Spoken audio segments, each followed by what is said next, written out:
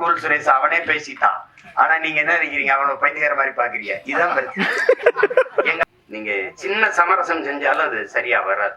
வெளியில என்ன சொல்றா, நீங்க ஒவ்வொருத்தனும் என்ன சொல்றான், உலகமே உன்னை இதை செய் என்று சொன்னால் சரியில்லை என்று பட்டால் செய்யாத, உலகமே செய்யாதே என்று சொன்னால் சரி என்று பட்டால் செஞ்சிருந்த. அதான் கோட்பாடு. அதை தான் நம்ம செய்யணும். விவேகானந்தர் நமக்கு என்ன கற்பிக்கிறார், எதற்காகவும் உண்மையை விட்டு கொடுத்துறாத, ஆனா உண்மைக்காக நீ எதையும் விட்டு கொடுங்க. இதே வெவ்வேறு வடிவத்தில் ஒவ்வொரு தத்துவ ஞானிகளும் மேதைகளும் சொல்லி வந்திருப்பாங்க. ஆனால் இதேதான் எங்க தலைவர் என்ன சொல்றார், நாம் சாகலாம் சாதாரணமானவர்கள், ஆனால் சத்தியம் தோற்றதாக சரித்திரத்தில் செய்தி இல்லை. நாம் சத்தியத்தின் பக்கம் நிற்கிற சத்தியத்தின் மக்கள் நாம் வெல்லுவோம். அது எனக்கு தான் தெரியாது. அது அந்த மாதிரி நம்ம எதிர்க்கும். நபிகளே என்ன சொல்றாரு, அநீதியை கண்டு அச்சம் இல்லாமல் துணிந்து எதிர்ப்பவன் எவனோ அவனே உண்மையான ஜிகாத்துங்கிற. அநீதின்னு தெரிஞ்சிருச்சு, அவன் எதிர்க்கணும். சேகுவார் என்ன சொல்றான், உலகத்தில் எங்கெங்க அநியாயம் நடக்குதோ அதை கண்டு நீ பொறுக்க முடியாமல் கோவப்படுவாய், ஆனால் நீனும் என் தோழன், நீனும் என் தோழன் தான். நான் தம்பி படத்துல இறுதியில் அந்த உரையாடல் அவருடைய கோட்பாடு அதை எடுத்து போட்டுப்பேன். அப்ப அது அச்சப்பட்டுக்கிட்டே இருந்தா மேல் பாதையில குடிக்கிற நீர்ல இந்த நூற்றாண்டுல ஒருத்தன் சிங்கத்தை கலக்குறான்னா அதையும் சகித்துக்கிறது, எல்லாத்தையும் சகித்துக்கிறது. சகித்து தான் ஒரு அடிமை எப்படி பிறக்கிறான்னு நினைக்கிறீங்க? அடிமை எப்படி பிறக்கிறான்? அநீதியை கண்டு எதிர்க்க துணிவில்லாதவன் அதை சகித்துக் கொள்கிறான், தொடர்ந்து சகித்துக் கொள்கிறவன் அடிமையாகிறான். இவ்வளவுதான் அடிமையின் பிறப்பு. அப்படிதான் நம்ம அடிமையாயிட்டோம். எதை உங்களால ஏத்துக்க முடியுது? ஊழல் தெரியுது, லஞ்சம் தெரியுது, மணலள்ளி விற்கிறான் தெரியுது, சாராங்கச்சி விற்கிறான், கஞ்சா வின்னு கொக்கைன்னு எல்லாம் விற்கிறான் தெரியுது, ஆனாலும் கேட்க முடியாது. இது காரணம் பயம். அதே எங்க தலைவர், இந்த மரணம் என்ற ஒன்றுக்கு பயப்படுவதாலே இந்த மானுட சமூகம் பல்வேறு துன்ப துயரங்களை தூக்கி சுமக்குதுங்கிறப்ப எதுக்கு பயப்படணும்? நான் உயிரோடு இருக்கிற வரை சாவை என்கிட்ட வராது. நான் சாகும்போது நான் உயிரோடு இருக்க மாட்டேன். மரணம் என்கிட்ட வரும்போது உயிரோடு இருக்க மாட்டேன். எதுக்கு பயப்படணும்?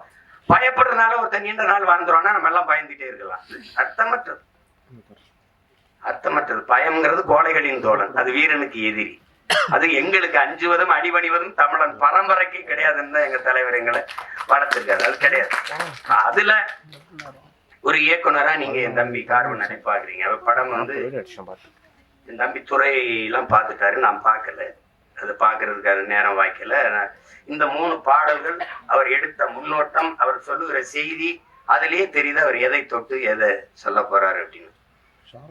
இங்க ஒண்ணு நீங்க கவனிங்க, மதம் மாறிக்கொள்ளக்கூடியது, ஆனா மொழி இனம் மாறிக்கொள்ள முடியாது. அது அடிப்படையில நீங்க புரிஞ்சுக்கணும். மதத்தையும் தாண்டிய ஒரு புனிதம் இருக்கு, அதான் மனிதம். அதை யாரும் அவர்கள் தேடுவதும் இல்லை, போறதும் இல்லை. இஸ்லாமியருக்கு ஒரு உயிர், கிறிஸ்தவனுக்கு ஒரு உயிர், இந்துக்கு ஒரு உயிர் என்று கிடையாது. எல்லா உயிரும் யாரு மேல கீறினாலும் ரத்தம் ஒண்ணுதான். ஆக மொத்தம் இப்ப நீ நானும் 10 மாதம் தான் நம்ம தாத்தா பட்டுக்கோட்டை பாடினது நினைவில் வச்சுக்கணும். இதுதான் இங்க இருக்கிற பிரச்சனை. எல்லாருக்கும் எல்லா மதங்களையும் மனிதம் இருக்கு, எல்லா மதங்களையும் சிக்கல் இருக்குது. இதை கடந்து போய் இந்த உலகத்துல எல்லாரும் மனிதன் கொள்வதற்கு, இத்தனை உயிர் அளிப்பதற்கு எத்தனை விதமான ஆயுதங்களை கண்டுபிடிக்கிறான். ஆனா அந்த ஆயுதங்களை எல்லாம் வெல்லுகிற ஒரு ஆற்றல் அவன்கிட்ட இருக்கு, அதான் பேரன்பு. அந்த அன்பால எல்லா ஆயுதங்களையும் வீழ்த்த முடியும். அதுதான் இன்னைக்கு நீங்க உலகத்துல எவன் பாடுனா, புதியதொரு உலகம் செய்யும் கெட்ட போரிடும் உலகத்தை வேரோடு சாய்ப்பவன் பண்ணது எந்த ஆத்த புரட்சி பாவலம் தான். அவனுடைய பேரனும் பேத்திகளும் கெட்ட போறனால வேரோட சாஞ்சிச்சு ஈழத்துல. அதான அது சிக்கல்.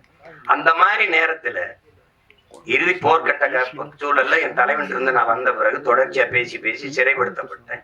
யாருமே எனக்கு நெருங்க பயந்தாங்க. 1 ஆண்டுகளுக்கு மேல சிறையிலே இருந்துட்டேன்.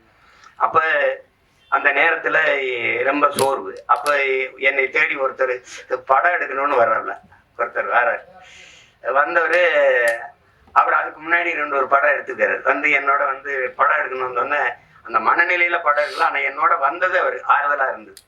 அப்ப பேசும்போது அது காரணம் அவர் சொன்ன மாதிரி நான் கத்தி கதறி வெடிச்சு இந்த உதாரணமா அவருக்கு என்னுடைய பாராட்டுக்கள். அவன் என் தம்பிக்கு இருந்த இந்த திரையுலக மேல இருந்த பற்று வெளிப்படுது பாருங்க. அவனே தயாரிச்சு, அவனே இயக்கி, அதுல ஒரு கதாபாத்திரத்திலே நடிச்சு, தொடர்ந்து இது தமிழ் குடிமகனும் அவருடைய தயாரிப்பு தான், அவருடைய இயக்கத்துல இது பண்ணியிருந்தாரு. அந்த முயற்சியை நான் முழுக்க பாராட்டுறேன். என் தம்பி கார்வண்ணனுடைய படைப்பு என்பது என்னுடைய படைப்பு நானே இயக்கியது போல ஒரு மகிழ்ச்சி, எனக்கு ஒரு உற்சாகமும் ஒரு பெருமையும் இருக்கு. அந்த படம் உறுதியாக வெல்லும். உலகெங்கும் இருக்கிற என் உயிர் சொந்தங்கள் என் தம்பிக்கு நல்ல ஆதரவு கொடுத்து இந்த படத்தை மாபெரும் வெற்றி படமாக மாற்றணும். அதுதான் அது. ஏன்னா அரிய படங்கள் தவிர்க்கப்பட்டது. ஒரு நல்வாய்ப்பா இன்னைக்கு உங்களுக்கு அயோத்தி, இந்த டூரிஸ்ட் ஃபேமிலி, இந்த மாதிரி படங்கள்லாம் மக்களால் ஏற்கப்பட்டுருச்சுங்கும் போது மனசு ஒரு நிறைவா இருக்கு. இப்ப என் தம்பி சூரியோட மாமன் இதெல்லாம் நல்லா ஓடுதுங்கிறாங்க. கேட்டுக்கிருவேன் ஒரு தடவை, ஐயா மேன பாத்தியலா நாங்க 2 பேரும் ராஜாதான் அந்த மலையாளத்துல ஒரு படம் வந்திருக்கு, அதுல இருக்கு, ஓடிடில பாத்துருங்க அப்படி அந்த மாதிரி நாங்க ஒருத்தருக்கு ஒருத்தர் பரிமாறிக்கிறது. ஏன்னா இவங்க எல்லாம் சொல்றாங்க, நீங்க வேற தளத்துக்கு போயிட்டும் இதை நேசின்னு காதலிச்ச பொண்ணு வேற ஒருத்தனை கல்யாணம் பண்ணிட்டு போனாலும் நல்லா இருக்கணும்னு வாழ்த்துற மாதிரி தான் இது. இது செய்ய முடியாது. எங்க அண்ணன் என்கிட்ட சொல்லும்போது, திரைக்கலை பேச்சு ரெண்டும் இராணுவத்தின் வலிமை மிக்க 2 பிரிவுகள் பா. ஒன்றை செய்ய ஒன்றையோ கைவிட்டக்கூடாது, நீங்க 2ஐயும் செய்யணும்னு. ஒன்றை செய்ய 2ஐயும் செய்யணும் தான் நினைக்கிறேன். அத என் தம்பிக்கே திரையரங்கு கிடைக்காதுன்னு போயிட்டானா எனக்கு என்ன ஆகும்னு நீங்க யோசிக்கிறோம். அது கடினம். அதனால படம் எல்லா தம்பியில எடுக்கிறாங்க, படை கட்டத்தான் பெரிய யாரும் இல்லை. அதனால இந்த வேலையே எனக்கு சரியா இருக்கு, என் தம்பிகள் அதை செய்யட்டும். ஆனால் இதை பார்த்து ரசித்து வாழ்த்துறது அது என்னுடைய பொறுப்பு. இங்க என் தம்பி கார்வன் சொன்னா, நம்மளை நாம பாராட்டல யாருன்னு இல்லை, அது சொல்லி சீசர் சொல்றான், நீ அடுத்தவன் உன்னை எந்திரிச்சு உன் தகுதியை பாராட்டுற வர பொறுத்து இருக்காதரா, நீயே எந்திரிச்சு பேரறிவிப்பு செஞ்சிரு, நான் ஆக சிறந்தவன் அப்படின்னு சொல்லிருந்தான். அதனால இப்ப எங்க அண்ணன் MS பாஸ்கரன் நாங்க பாராட்டல, யார் பாராட்டுவா? இப்ப என் தம்பி கூல் சுரேஷ் அவனே பேசிட்டான். ஆனா நீங்க என்ன நினைக்கிறீங்க, அவனை பைத்தியக்கார மாதிரி பாக்குறீங்க. இதான் பிரச்சனை. எங்க அப்பா எங்க அப்பா பாருங்க, பசும்பன் படத்துக்கு பாட்டு இசைக்கிறது முதல்ல ரகுமான் அவர்கள் தான் இசை. அவன் 2 பேரும் வண்டியில போயிட்டு இருக்கான், எங்க அப்பாவே வண்டி விட்டு அதுல சொல்லும் வார்த்தையை சுருக்கி வைக்கும் சூத்திரதாரி கண்ணனுடைய ஆகாயத்தின் மறுபக்கத்தையும் அவருக்கு பார்க்கறது இப்படி எழுதி.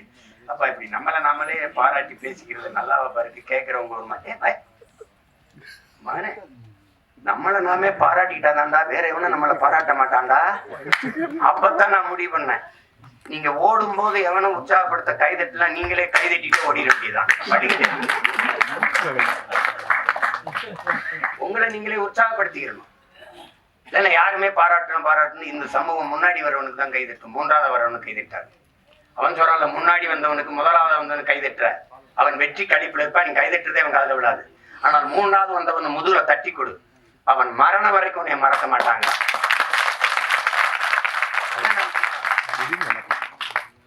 அதனால நம்ம பிள்ளைகளுக்கு ஒண்ணு இருக்கு, தோல்விங்கிறது ஒரு பெரியது. தோல்விதான் வெற்றியின் தாய். தோல்வியே சொல்லுது, என்னைய தொட்டு விட்டு போனவன் தோற்றதாக வரலாற்றில் செய்தி இல்லையா? எளிதில் வென்றவனின் மீதை மலரை விட மெல்லிதா இருக்கும், தோற்று வென்றவனின் மீதை இரும்பை விட கடினமா இருக்கும்ன்றான். அதனால அது ஒரு சிக்கல் இல்லை.